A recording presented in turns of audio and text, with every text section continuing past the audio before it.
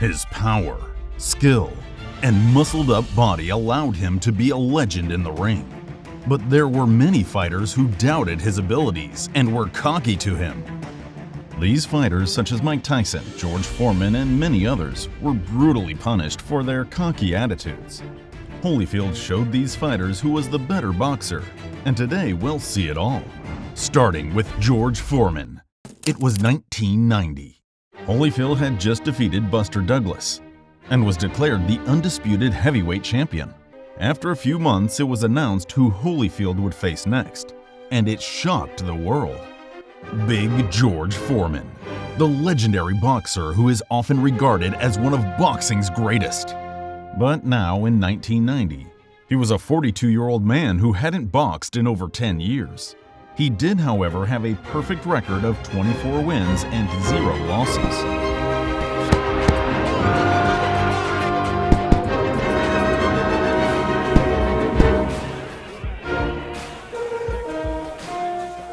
Holyfield in his prime showed no fear and was very confident in his abilities to get a knockout. Foreman, however, displayed a cocky attitude. Right, I'm going to knock Evander Holyfield out in 2 rounds. In between rounds, we're going to stop and have cheeseburgers.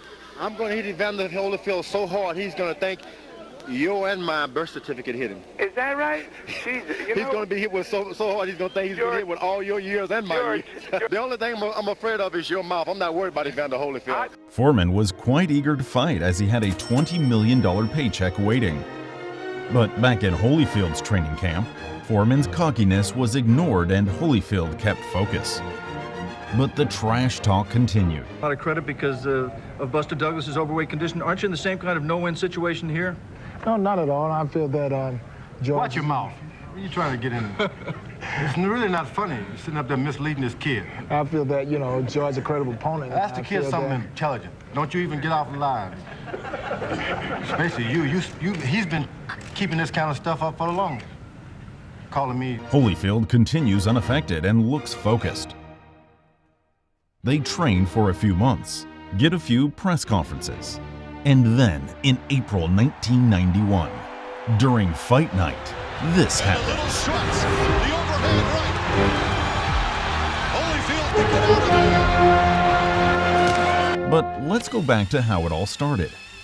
When the boxers entered the ring, they were ready for action, and so was the crowd. 19,000 fans in one stadium and millions around the world watching. And then, it starts. The opening rounds had highlighted Holyfield's advantage in quickness as he controlled the fight. The punch away, moving, punching. In round 2, it was more of the same until Foreman hit some heavy left hooks that drove Holyfield to the ropes. A hard jab, then a powerful right appeared to stun Holyfield, and the crowd came to its feet, roaring as Foreman connected with 2 more thudding blows. It was undeniable. Foreman had not just come to collect a huge payday. He had come to fight, and he had come to win. Holyfield rebounded to take the 3rd and 4th rounds by a wide margin.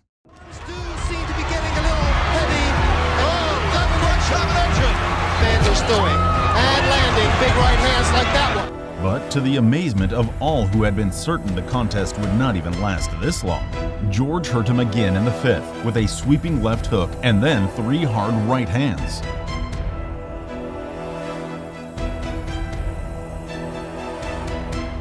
Round 6 belonged to Holyfield once again. And then in round 7, it happens. Foreman struck with a huge blow that staggered Holyfield. Then, seeing that he had hurt him, he launched a combination of heavy shots that had the crowd on its feet and Evander almost off his. This was, however, Foreman's last great attack, as it was now Holyfield's time for revenge.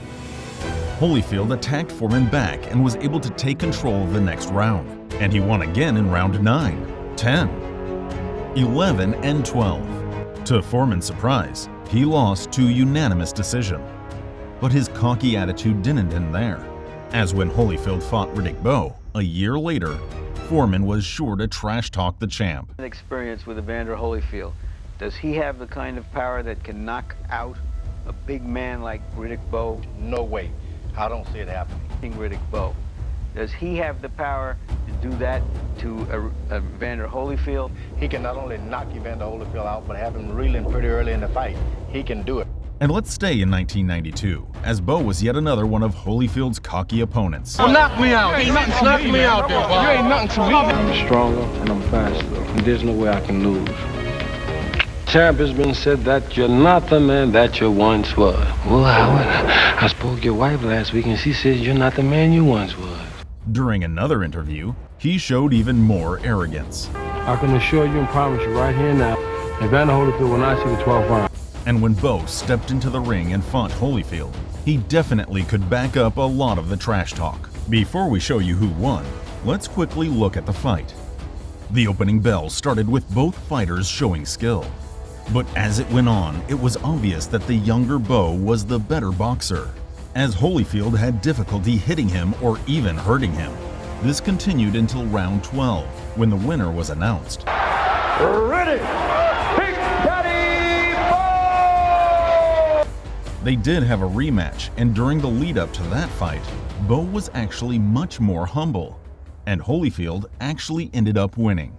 But while Holyfield lost once against this fighter, our next fighter was completely destroyed by Holyfield. Buster Douglas, the man who defeated Iron Mike Tyson.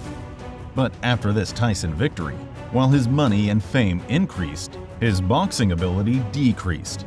But it wasn't obvious to him, because when he agreed to fight Holyfield, he was sure he'd win. And once the bell rings, we start popping leather, I think he'll get a different perspective of it all. And then as the rounds, the bell keeps, and I keep, I think he'll be, I don't think it's gonna work, fellas. Better pack it in, man.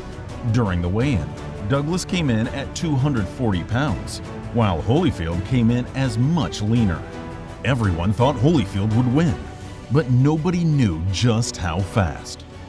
On the night, the crowds roared and Douglas looked unprepared and nervous. Holyfield, on the other hand, looked confident. And when the bell rang, it was brutal.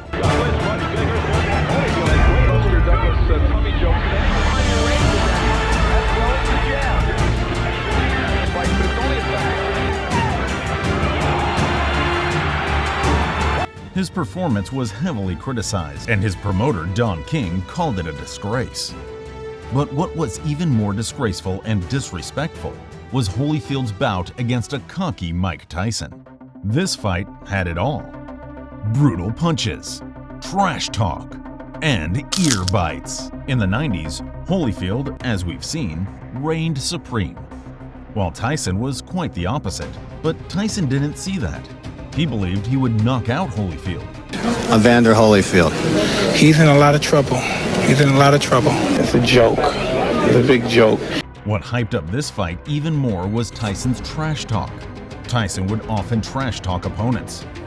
How dare you talk to me like that? You should get up and kneel to me now, and I'll spare you the night of the 28th. You know that. I don't know why you talk to me like that when you know I'll kill you for it. And I can't wait till the 28th. I'm going to make you my girlfriend. And he continued this attitude against Holyfield. He qualified to fight for the title. He's a quitter. He's not in there with no punk. You think he's in there with some bully, some punk? I'm going to show him what a bully does. And then after the fight, we're going to show him what a bully is. Their first fight was a full-on war. Brutal punches, deadly combinations, and two legendary fighters battling it out. But in round 11, one of these fighters lost to TKO. Fought a perfect fight. Well, no Holyfield. Holyfield didn't take it, so Tyson's hit. A straight right hand. The top stops the fight, and Holyfield has won. Tyson was shocked, but he made sure this wouldn't happen again when they rematched. Only this time, Tyson's arrogance would ultimately disqualify him. On that night, Tyson seemed different, but nobody noticed it. It started off like a seemingly normal fight, with two fighters battling it out. But in round 3, Tyson, in a clinch, decided it was a good idea to bite Holyfield in the ear.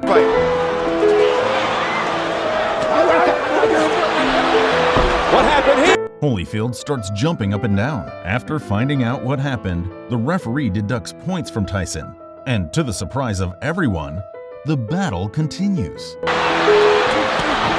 You know, it's funny, Mike was having his best round. He did it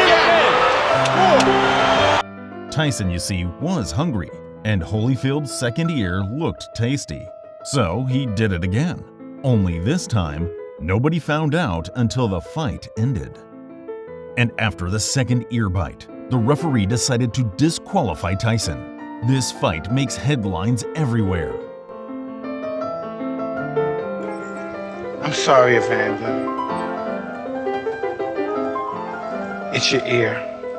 And now, click this video on screen to continue watching cocky fighters get knocked out.